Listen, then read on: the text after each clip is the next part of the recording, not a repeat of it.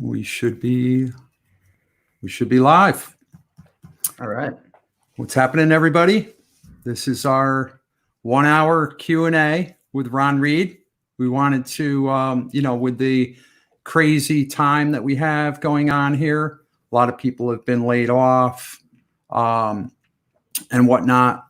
So Ron and I wanted to bring you guys a free Q&A resume session to help people revamp their resumes and,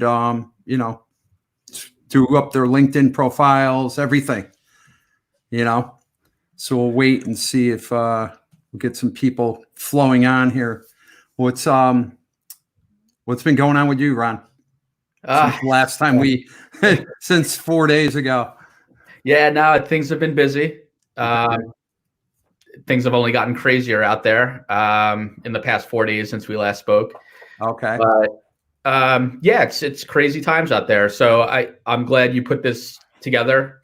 I think what you're doing with Smithtown Live in general is really interesting, and I think this is a unique time where a Smithtown Live can be really valuable for the community, the business owners, just also the residents, just keeping everybody in touch while everything over video.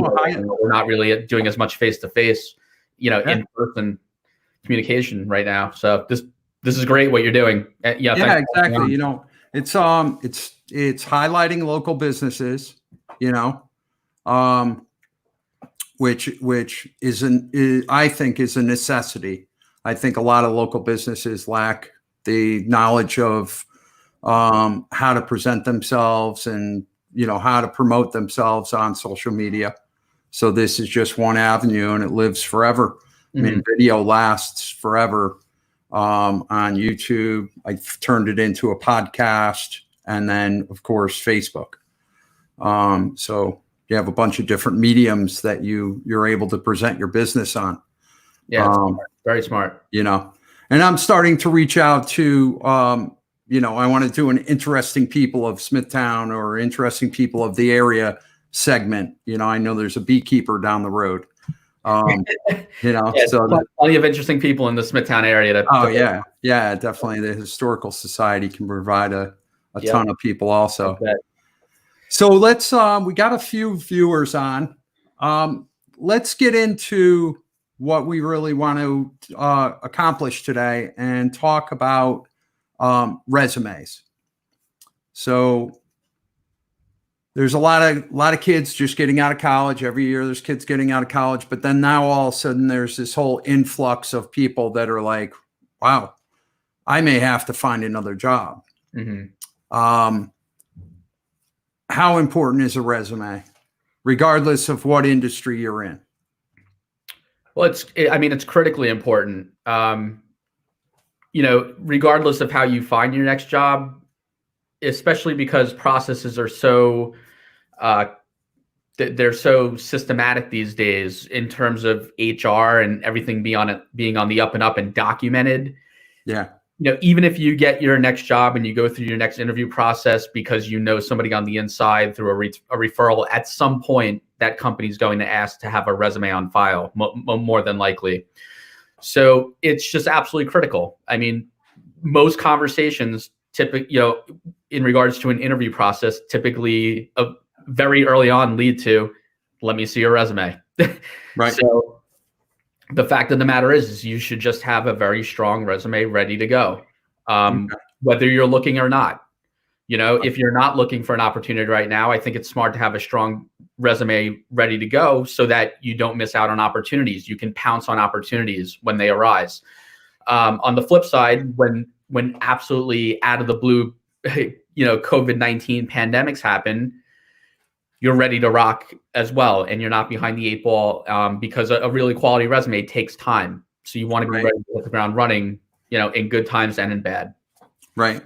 Having all your accomplishments and having it formatted properly so recruiters or companies read it and they don't just red flag it and throw it out the door is important. Oh, massively important. I mean, it's important. when there's not 25 million unemployed people and there's massive competition, Yeah. it's massively important to have a perfectly formatted document that shows you as somebody that makes an impact and not simply somebody that just does tasks and responsibilities. That's important in any job market, but now more than ever, just the fact of the matter is, with how many people that have been laid off, the competition, there's so much more competition now. So now it's more important now more than ever to have a flawless, well-crafted resume. Okay. You're commercial. Right. Yeah. It's your about you in a short, 1 page or 2 page piece that tells all your different things about you. So is there a certain format that, or is there different resumes for different industries? Talk to us a little bit about, like, what's the difference between somebody that's applying for a restaurant management job to somebody that's applying for an IT job? Yeah, that's a great question. I mean, there's no one resume template. There's no one resume format out there. And in fact, when it comes to resume writing, there's actually very few must follow rules. So, what works for one industry or one profession might not work for another industry or profession. So just as an example, if you're a finance professional or a legal professional, it's wise to stick to a very conservative, traditional format, very conservative fonts, very easy to read sections, no bells and whistles, content focused, essentially. On the flip side, if you're a graphic designer, I think it would be wise to show off some graphic design skills in your resume, right? If you're claiming to be a graphic designer, your resume should reflect that. So, unlike the finance and legal resumes, I think in those creative fields, you might want to show a resume that has a little bit of color, maybe an interesting graphic. Maybe what I see a lot of times on those resumes is a graphic designer will turn their initials into a graphic, almost like a logo. Okay. Maybe a professional, but a more contemporary looking font.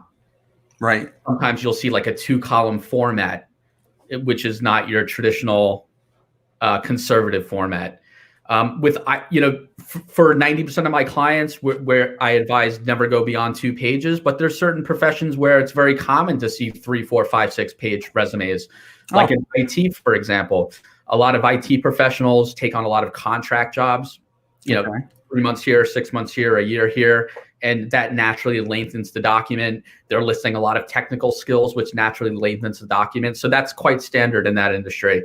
So, long story short, to answer your question, there's a lot of different factors that impact, your resume's format, the length, the font style, how you structure the document.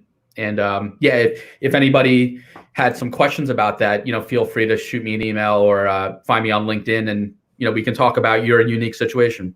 Yeah. And for anybody that's watching, if you have any questions or comments, just put them in the comments below and we'll answer them as we go along. And that's what Ron is essentially here for. It's a Q&A. So please feel free to ask any questions you may have about your job search, Ron's experience, whatever it is towards jobs and resumes, right? Absolutely. Fire away. Open book here. Yeah. So how about LinkedIn? Love LinkedIn is the premier professional social media site. How important is it to have not only your resume, but also a LinkedIn profile? I think it's massively important to have a really solid LinkedIn presence, especially in a 2020 job search and beyond. In 2020, LinkedIn is the premier online recruiting tool that recruiters are using. Okay. So in my mind, if recruiters are relying on LinkedIn, if I'm a job seeker, I want to be playing on that LinkedIn field, and I want to be putting my best foot forward. And putting your best foot forward means being as searchable as possible so that those recruiters that are relying on LinkedIn can find you, right? It means having a professional brand.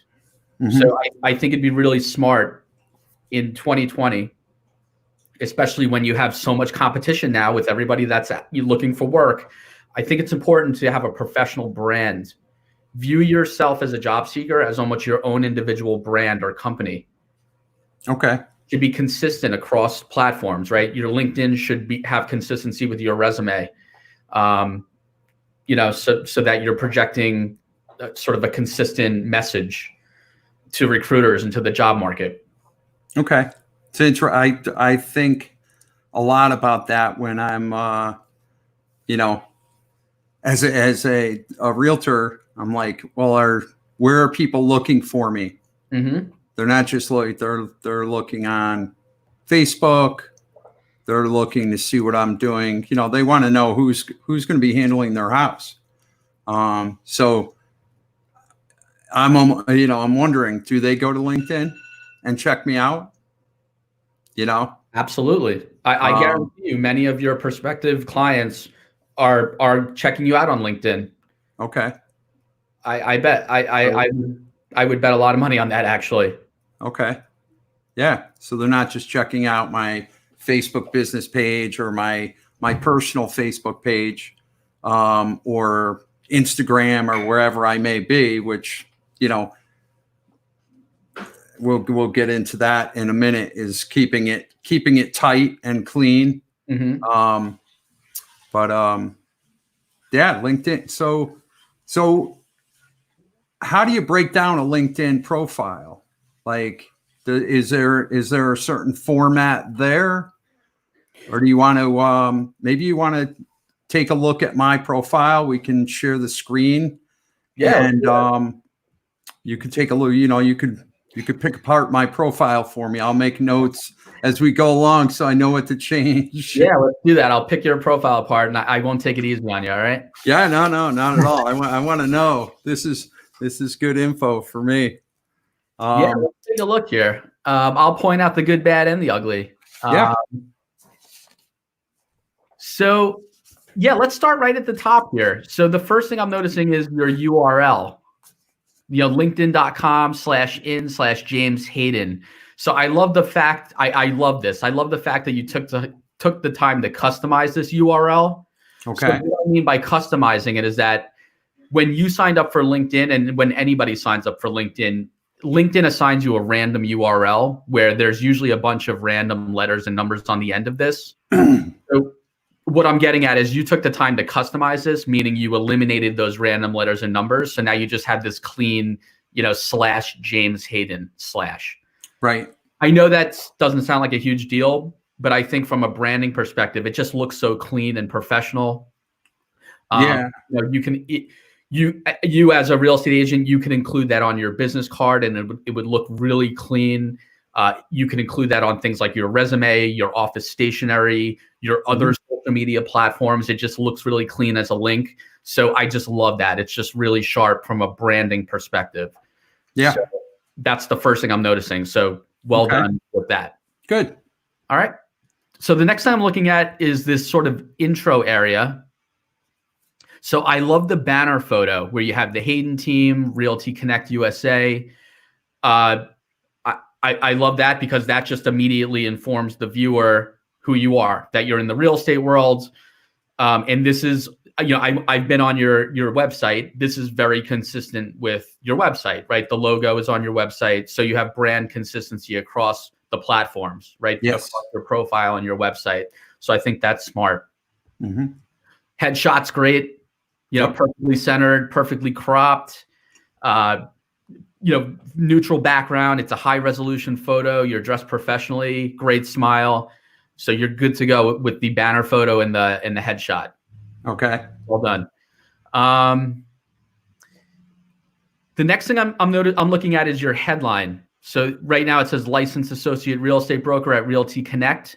Yep. So your headline right now is LinkedIn's default headline. So LinkedIn defaults to most recent job title at most recent company name. Okay. And this is what 95% of LinkedIn users have as their headline. What you may want to consider, though, is, again, from a branding perspective, you may want to use some of the language from your website here instead, so that you'll have sort of a catchier headline. So, Okay. I looked at your website you might want to put something up there like helping you buy and sell with confidence. Okay. Which is your tagline on your website. Right. And you had a couple of other things on there as well. Clear decisions, great service, and awesome marketing strategies. Right. You want to add something like that in your headline. Okay. So, you have 120 characters to play around with in that headline. But long story short, I would advise you to use that space to market yourself as opposed to simply state a job title and company name. Because the fact of the matter is when the viewer of your profile scrolls down to your experience section, they're going to see that anyway. Okay. So I think, marketing yourself in the headline is a better use of this space. Okay. So rather than having the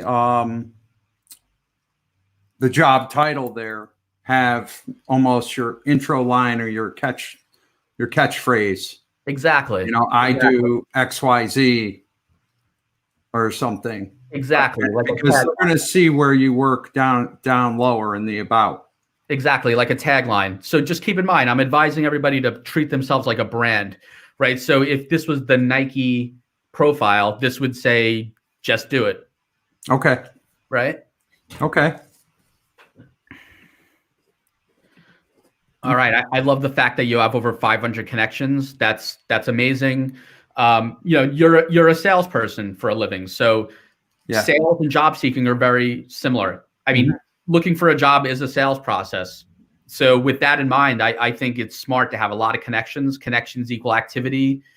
Activity equals eyeballs on your profile. So 500 plus connections is the benchmark that I want all of my clients shooting for. So that's great to see that you're there already. Okay. Oh, we have a lot of connections in common. Yeah. 26 mutual connections. Okay. Very cool. All right, let's take a look at your about section.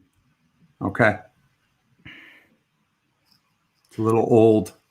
Hasn't been updated in a little while. All right, we'll definitely get it updated. Okay. And so there's some stuff that I like about this. So what I love about your about section is that you're writing this in full sentences with personal pronouns, which is something that we don't really do on a resume, right? Okay. So the traditional resume is written in a choppy sentence structure. It's not a full sentence structure, and we're typically not using personal pronouns. So words like I, me, and my. Right. On the flip side, I actually advise my clients to do that in LinkedIn, because when you use full sentence structure and personal pronouns in LinkedIn, you're creating a more conversational tone.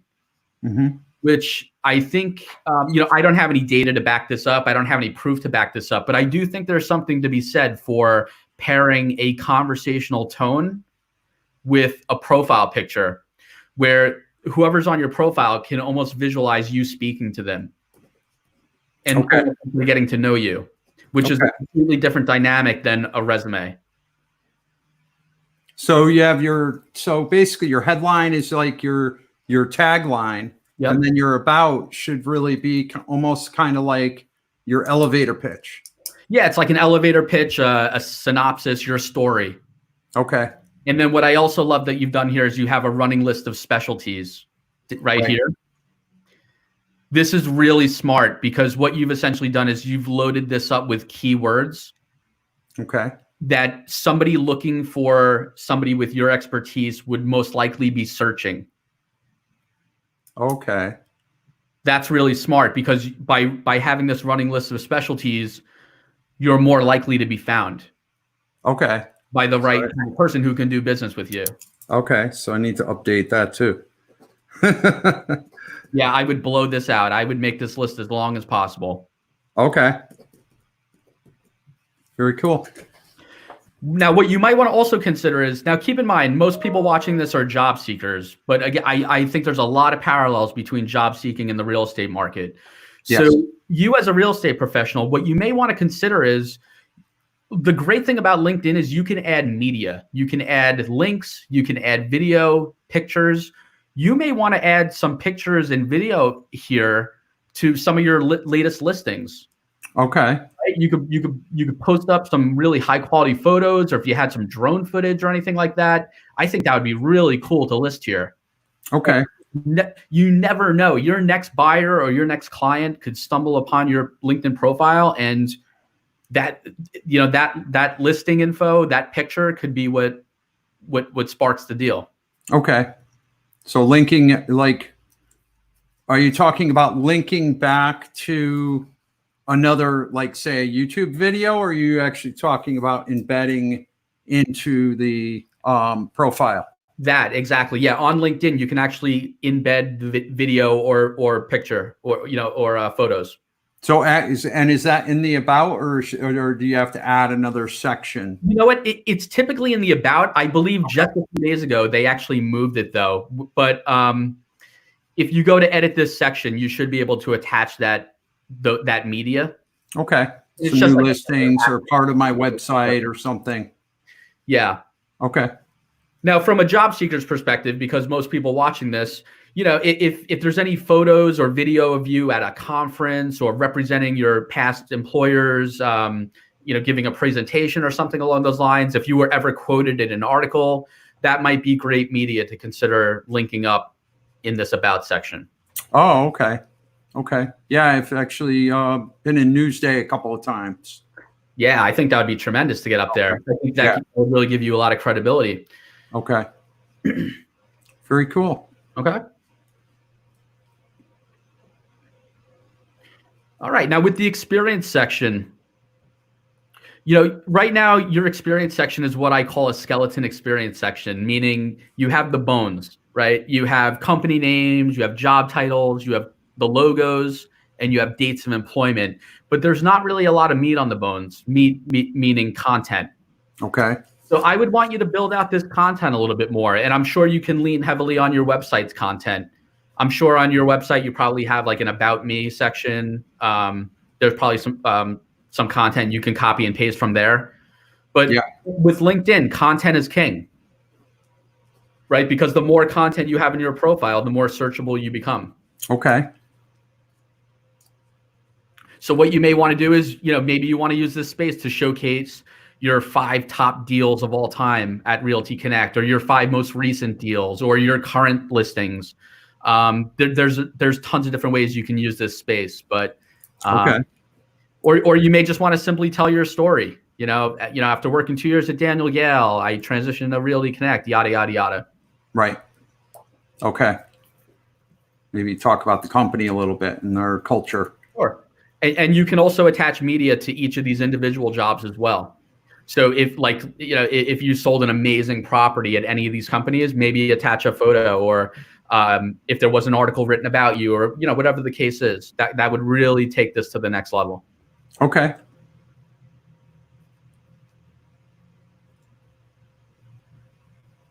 Actually, you've done it here at Coach. You attached some media.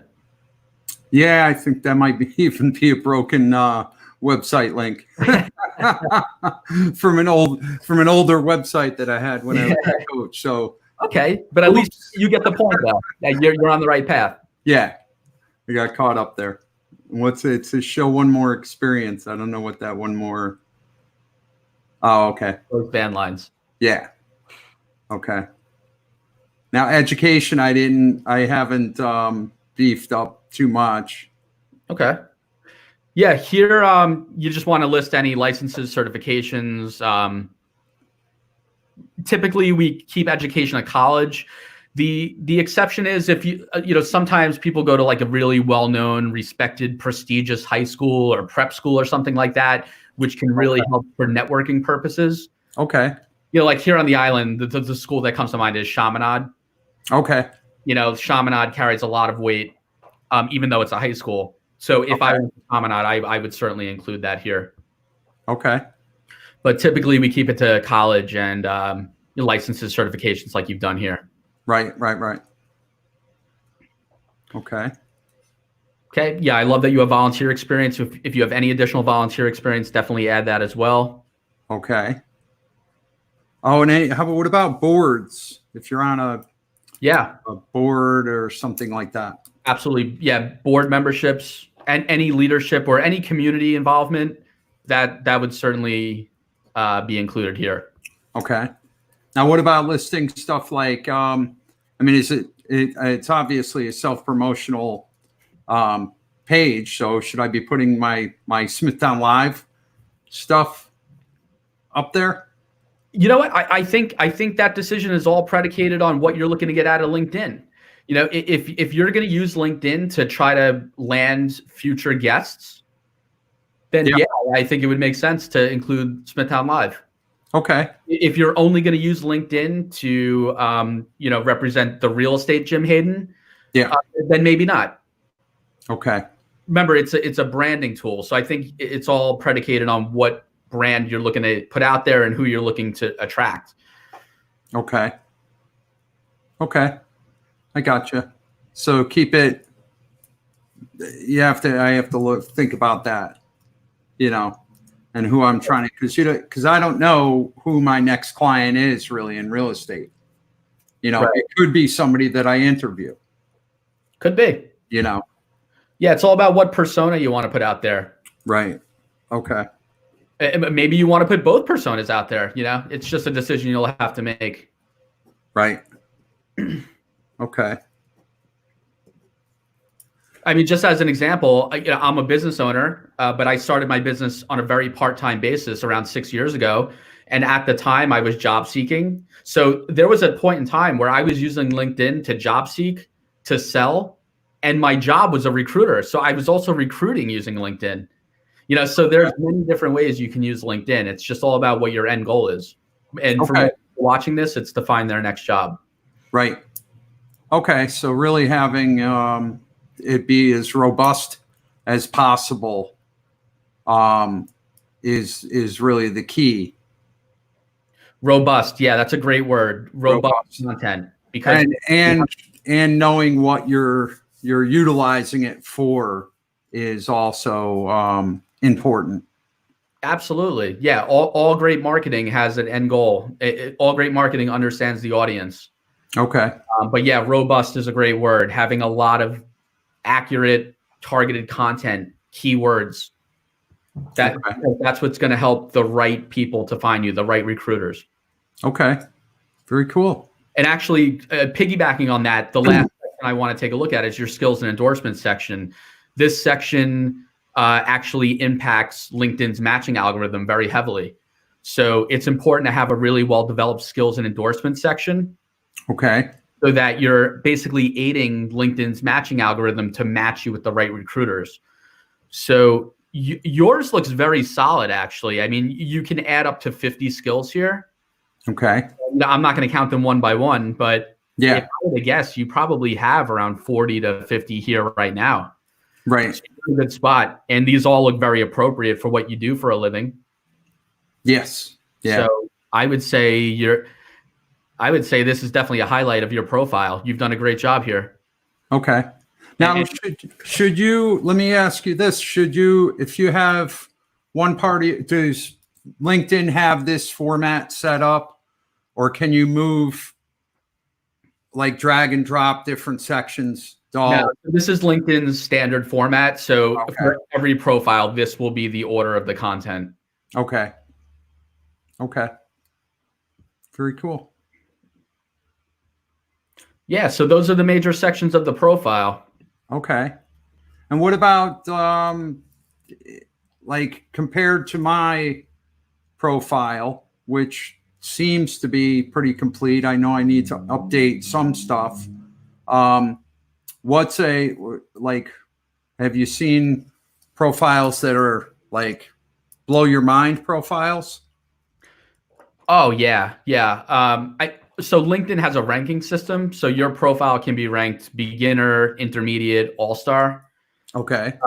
Now the caveat is you can have an all-star ranked profile and still have a pretty mediocre profile. Having an all-star ranked profile simply means that you've included all of the sections. It doesn't necessarily mean that you've developed them properly. But yeah, I've seen some absolutely incredible all-star ranked profiles.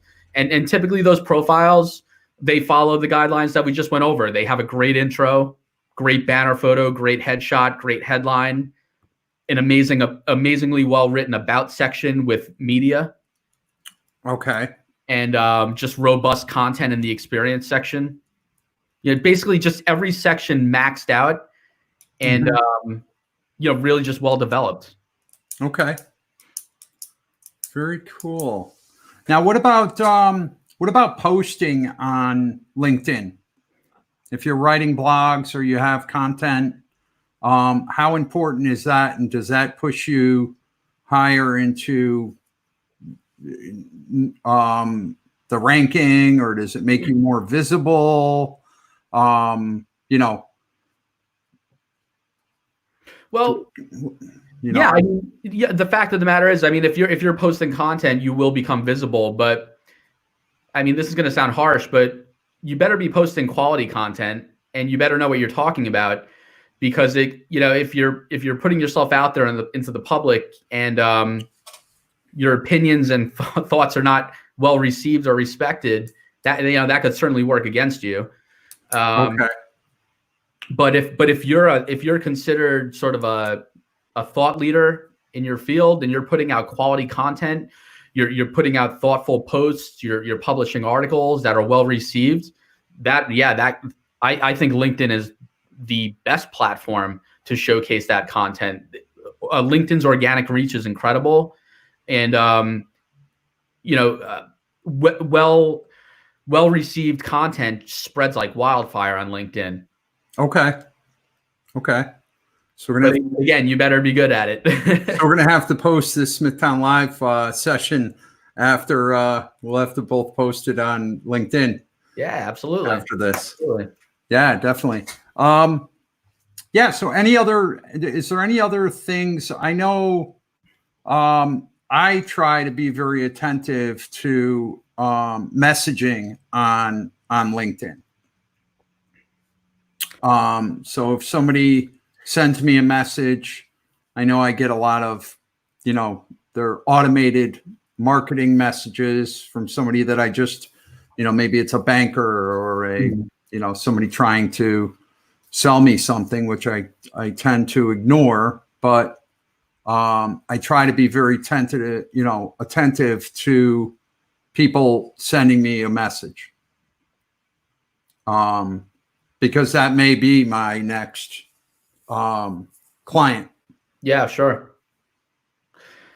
Listen, I am the #1 advocate of messaging on LinkedIn. I actually think that's where all the value of LinkedIn resides. It's great to post content and to comment and to like we were just discussing. There's definitely value in that. But I think the real value in LinkedIn resides in the messaging function up here. I'm circling it right now.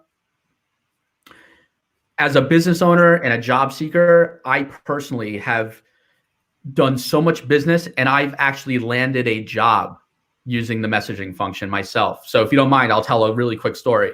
Yeah, absolutely. Love to hear it. So, and I think this will really help the job seekers that are watching this.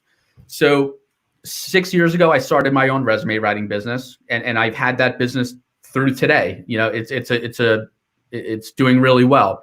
But around 14 months ago, I saw an opportunity where I could take on around 10 more hours worth of work.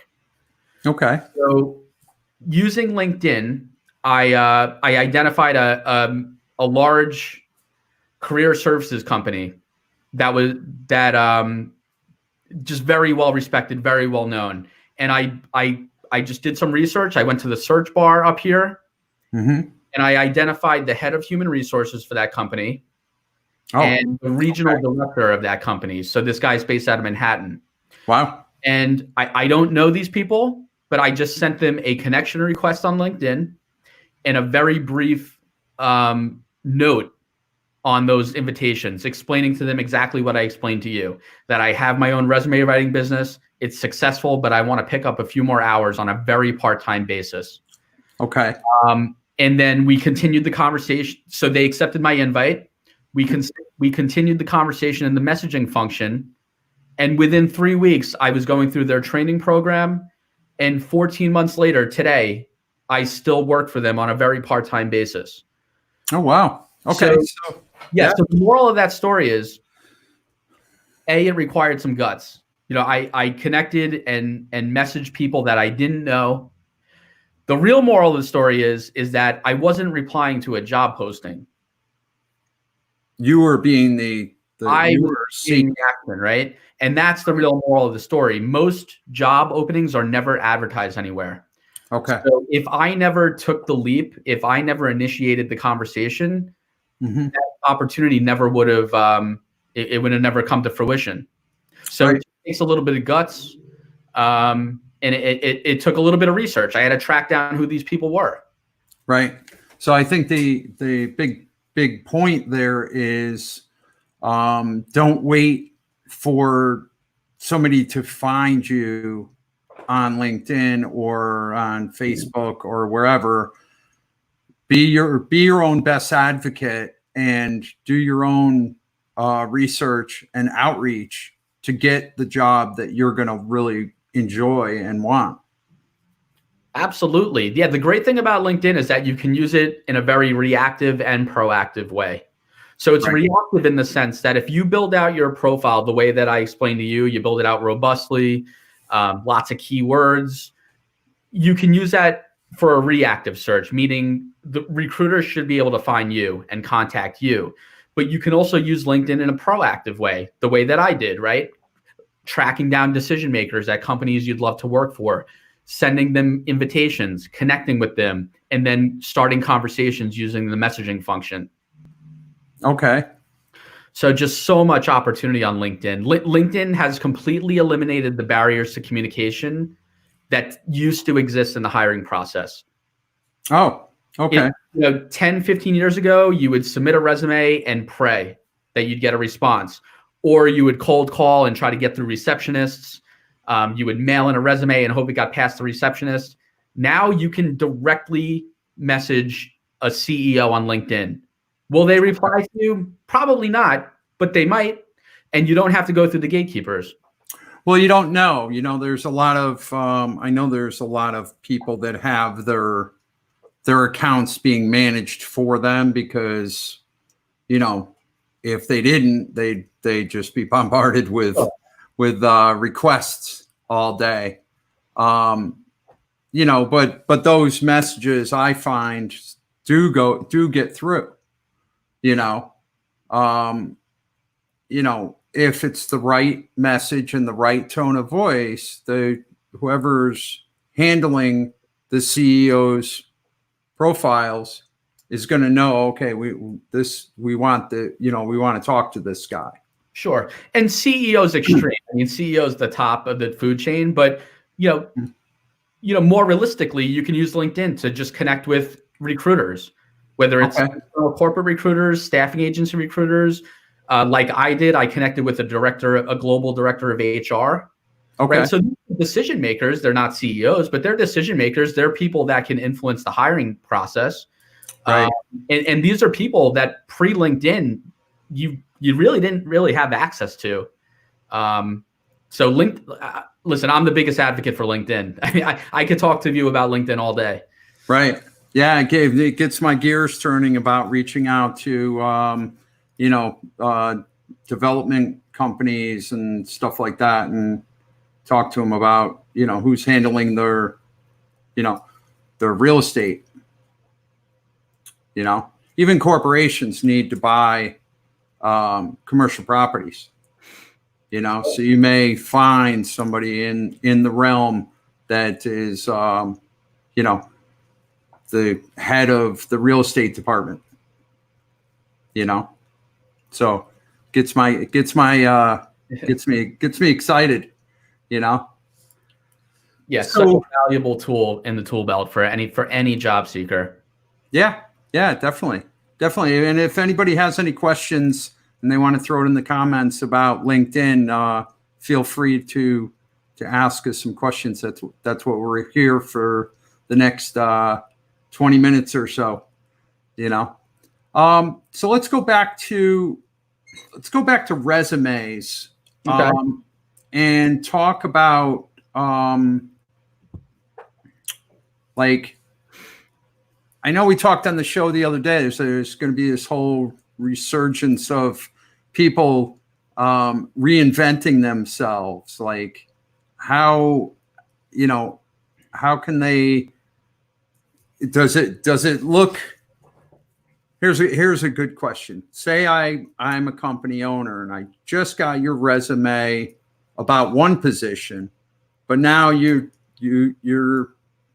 sending me a resume about a completely different position in the company? Or, is that good? Is that bad? Does that look strange? I know that's kind of like an offbeat question, but. Well, honestly, I don't know how any one recruiter or any one company or HR department is going to do anything. I don't know how they're going to react to anything. But in general, recruiters get paid to fill jobs. Okay. So if I'm a recruiter and I have an open job that I'm looking to fill because that's what I get paid to do, okay, I wouldn't care if you applied to multiple job openings I had. Right? If you're a fit for a job I have, I'm going to call you. Okay. Now, to your point, what would be smart is if you're going to apply to multiple job openings with different requirements, you should be customizing your resume accordingly. Okay. You don't want to, I think what you're getting at is I don't think it's a smart tactic to just send the same resume out for multiple positions, just kind of spray and pray is what we call it. Right. That's not smart. It's not a good use of your time. And that's going to annoy recruiters. Okay. But if you can send out targeted resumes that showcase appropriate skills, okay, that are a match for a specific job opening, right? Now that's interesting to me as a recruiter. Okay. I have a good question here. Is what should be left out of a resume? Oh, that's a great question. There's no one answer to that, but the general answer to that is a resume is not a legal document. It's a piece of marketing. So your resume should contain content and information that is relevant to the job you're applying to. Okay. So in general, and this is a very loose rule, but in general, you want to showcase the last 10 to 15 years most robustly. Okay. But again, there's no one size fits all answer because it's all predicated on your goal. Okay. So now when you say 10 to 15 years, that was part of this question is how far back should you go? But then a new college grad that's just getting into the job market isn't going to have 10 to 15 years of experience. So how many accolades should they try to come up with, and how far back should they be going? Should they be putting that they were an Eagle Scout, Yeah, I think a college grad resume is a totally different animal. Just because of the young age and the general lack of experience. Right. There's different rules for a college grad resume. So yeah, things like Eagle Scout, I have included that on resumes because in that world, the Boy Scout world, that's considered the most prestigious sort of rank. I believe. I'm not a Boy Scout, but I believe that's the most prestigious rank. So yeah. Lots of hiring managers are Boy Scouts or Eagle Scouts and would respect that. And that's what they would resonate. That's what would resonate with them. So something like that, yeah, I would include on a recent college grad resume. Now, if you had 10 years of experience under your belt, yeah, we would drop that off the resume most likely at that point. But yeah, for a recent college grad, we need to claw from all angles of life to really bulk up that resume, whether it's extracurriculars, on-campus activities, internships, collegiate athletics, volunteer work, coursework, relevant coursework, thesis papers.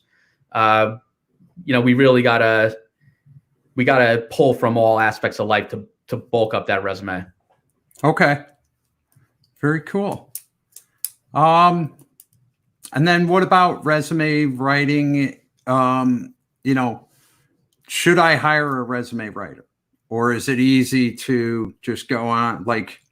Your position is here for a reason, right?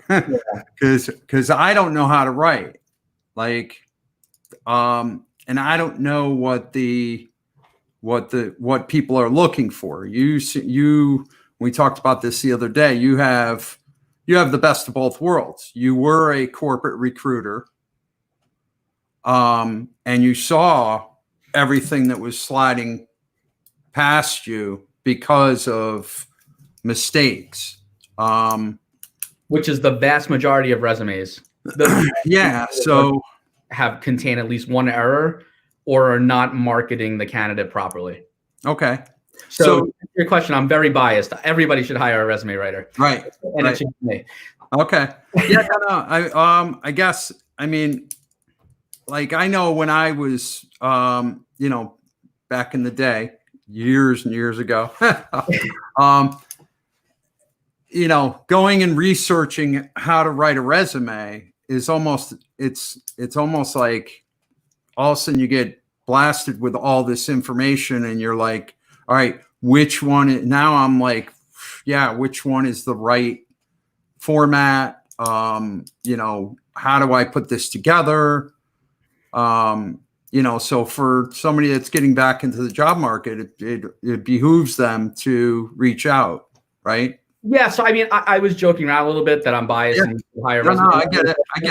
Obviously, I think there's a ton of value in hiring a quality resume writer because it's very challenging well, first off, most people are not great writers. Mm-hmm. It's also very challenging to write about yourself because you're just too in the weeds and you're too emotionally attached to your own career. Yeah. Whereas I'm a neutral party. All I care about is what are your employment goals and how do we best present your body of work to land in this job. So I have no emotions. I will cut out things from your resume and I won't even think twice about it, but I know it's the right thing to do for you. Okay. And just to give you a little secret, I have my own resume. I ask another certified professional resume writer to look at my resume because I'm too attached to my own document. Okay. And I'm not ashamed to admit that. Yeah. But it's just the truth of the matter. It's actually where I think that's where I provide the most value. I'm a neutral, non-emotional, person who can come in and pick your document apart, understanding what your goals are. It's very interesting that you probably never sell your own house, right? I probably would not. Right, because you're too emotionally attached to the house. And it's very interesting that you bring that up because a lot of we do get people that say, well, I can sell it on my own, and I go, okay, that's fine, and I'll even help you find the resources and tell you who the best photographer is and whatnot.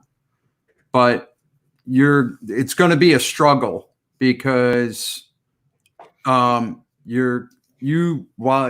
a brand new boiler, or a nice stone hearth fireplace or a pool that you put in 15 years ago, and there's that emotional monetary attachment that I have the best pool, or I have the best fireplace, or I have the best backyard, and that's why so usually it doesn't turn out good. It's, the pricing is off or something is off somewhere. Or then they're, eliminating the biases. Yeah. I'm their negotiator, basically. I'm going to help take all that information and put it into one thing that's going to look good for a bunch of different people. And then, and help them make a negotiation decision without being attached to the pool or, the property. Exactly. Yeah. Same thing applies here. Yeah. I think that's exactly what you're doing with resumes. Yeah. And then just on top of that, it helps that I know how to develop compelling content. I can coach my client through the conversation, and take really mediocre content and pull additional information out of my client to create really compelling content that leads to interviews, which ultimately leads to job offers. Right. Okay. So, yeah, I'm biased, but I do think if you can track down a quality writer, it's a wise investment. Okay.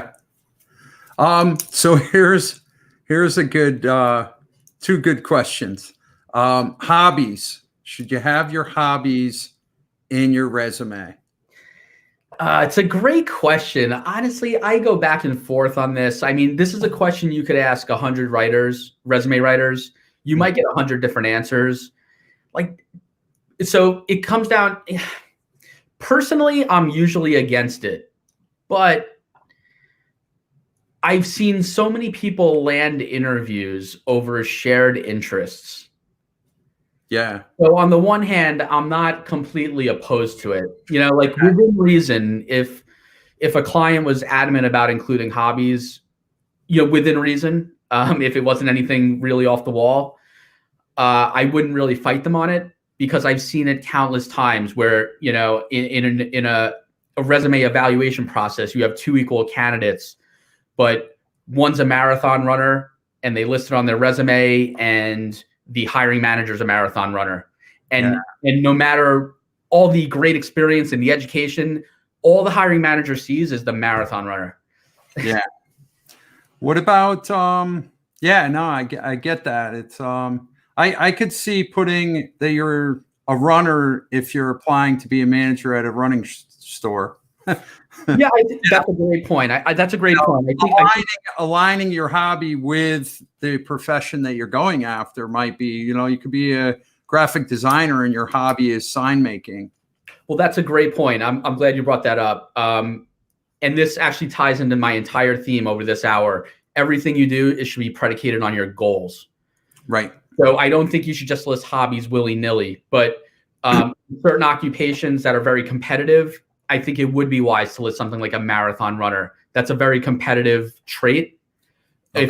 If you're applying to be like a stock market trader, a salesperson, I don't think it's the end of the world to say that you're a marathon runner. But would you want to indicate that you love knitting, right? Or watching House of Cards? No. Yeah. Stock market, I would want to write that I won the World Series of Poker 5 times or something. 100%. 100%. I mean, honestly, that would be incredibly compelling. What about using complex or large words like juxtaposition? Do you mean like using like flowery language? Yeah, in your bio, like how does that help? Like, I don't think when I talk to people, I try to talk to them in language that they're going to understand, not using big technical words that they're going to be like, well, I don't know, you just confused me. Yeah. And again, this is me personally, but when I see a resume that's written in really flowery language that I need like a Rosetta Stone to understand, okay, I'm immediately turned off. I'm thinking, what is this person trying to hide from me? Why are they? Because my rule of thumb in life is if somebody can't explain something clearly, they don't know what they're talking about. Right. Right. And a great resume conveys a clear message. Mm-hmm. So we should be speaking eloquently on a resume, but not in flowery, complicated sentence structure. Most recruiters just get to the point. Right. Okay. So what are the top 5 or top 10 things that just completely get your resume overlooked? Like you'll go in the trash bin immediately? Yeah. I've tried to write my own resume, and then I've also applied for these online jobs where they ask you, you have to take a test, and the test is automatically algorithm to flag you. But on a resume, I think where people are actually reading it, what are some things that can just automatically get your resume tossed? Well, the first one's going to sound really basic, but that you're not qualified for the job. Okay. And I know that sounds silly and basic, but I have a recruiting background. If I posted an open job, no joke, 95% of the people that applied had no qualifications. Okay. Or very few of the qualifications. And I just delete them like immediately. Okay. So that's the number one. I mean, and yeah, I know that sounds crazy, but it's frustrating because I know those people are wasting their time. Yeah. So have a targeted job search strategy. Don't play and pray. Well, I think putting a resume in for a job that you're not qualified for is also shows a little bit of desperation. And then how does that look? It doesn't look great. No. Now, but here's the thing. So there's a difference between being ambitious in your job search and applying for jobs that you don't have any qualifications for. Okay. So I respect people that shoot for ambitious roles. Right. Where maybe you have like 5 out of the 10 qualifications or 6 out of the 10 qualifications. But what I'm saying is like 90% of applicants usually check off 0 to 3 of the boxes. And it's just a total waste of everybody's time. But I totally respect ambitious job seekers. And what they need to do is they need to create a well-constructed resume that clearly demonstrates why they're qualified for the job. Maybe they're not a slam dunk 10 out of 10 fit, but they need to demonstrate the correlations between the requirements of the job they're applying to and their background, their skills, their areas of expertise. And that needs to be crystal clear on the resume. Okay. So and to your point, what are people doing wrong? They're not replacing those correlations properly. Okay. And that should all happen in the top third of the resume, the first impression. So if you're applying for an IT job, like the opening line should be something about IT with IT experience right below it. Absolutely. Yeah.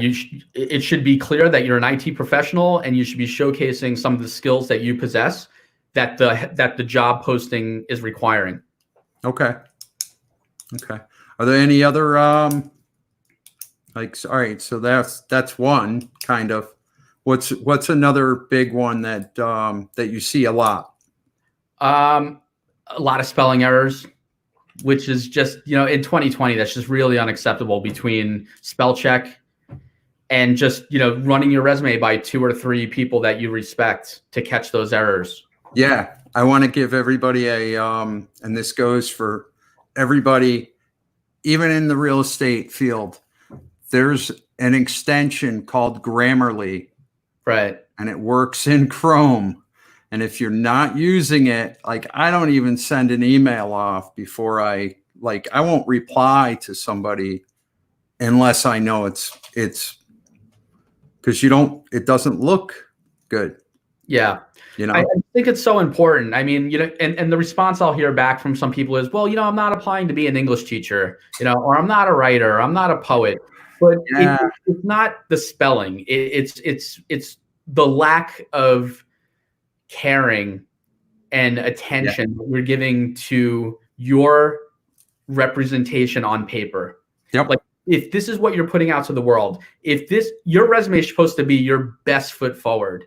Yes. So spelling errors, formatting inconsistencies, those are major red flags because what the recruiter's thinking is, if this is this person's best foot forward, how are they going to be when I actually hire them and they're comfortable in the job? Right. They're going to cut corners, no attention to detail, just a lack of interest. Yeah, you could be a very experienced their own resume.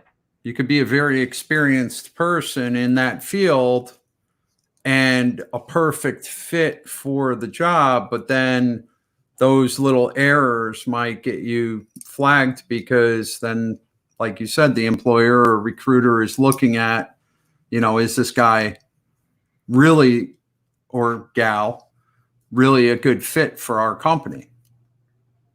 Yeah, these are preventable. My rule of thumb is these are preventable issues and you should prevent them because getting a job and getting an interview is hard enough. Why give the recruiter any unnecessary ammunition to hold against you? Yeah. And these are issues that a spelling error, even if they call you in for an interview, it's raising red flags that you'll have to overcome. Why do that to yourself? Getting a job's hard enough as it is, right? So just go with a flawless resume so that you're only being judged on your skills, your experience, and your background. Yeah, especially in these times where, all of a sudden the playing field just went from, 0 to 100 of everybody looking for every single position on earth. You know, I imagine there's like we talked about before, there's going to be a bunch of people that get rehired. But then there's going to be a lot of people that are still looking for work. Unfortunately, yeah. I hope as many people get rehired as possible. But yeah, unfortunately, it's going to be a very competitive job market. So yeah, it could come down to little things like spelling errors, right? Like if a recruiter receives 100 resumes, they whittle that down to 20 qualified resumes. It could come down to spelling errors to get that 20 down to 5. Okay. You know? Just don't let something silly like that cost you an opportunity. Right. You could be a phenomenal employee, but you know, your spelling's just not great. Use spell check. Ask a friend. Yeah, I know. It's going to be interesting. It's a tough market out there to begin with. You know, it's going to be interesting. So, Ron, again, how can people reach out to you if they need help with their resumes and their job search? Yeah, my website is readresumes.com. It should be on the screen next to my name there. Yep. On the website is all my contact information, my email, phone number. All my social media is at Read Resumes. That's Instagram. You can find me on Facebook, Ron Reed or Read Resumes. Pretty accessible guy. Okay. Great.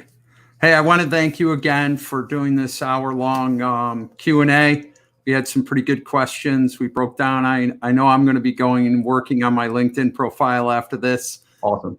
And we should do it again. You know? Yeah, definitely, Jim. That was awesome. At least some people reach out to you. And, you know, just putting this out there, if there's any other business owners in and around the Smithtown area that want to talk about their business, feel free to reach out to me here at Smithtown Live. Send me a message or friend me on Facebook. You know? Awesome. Good stuff. Thanks so much, Jim. Appreciate it. All right. Thanks, Ron. Take care.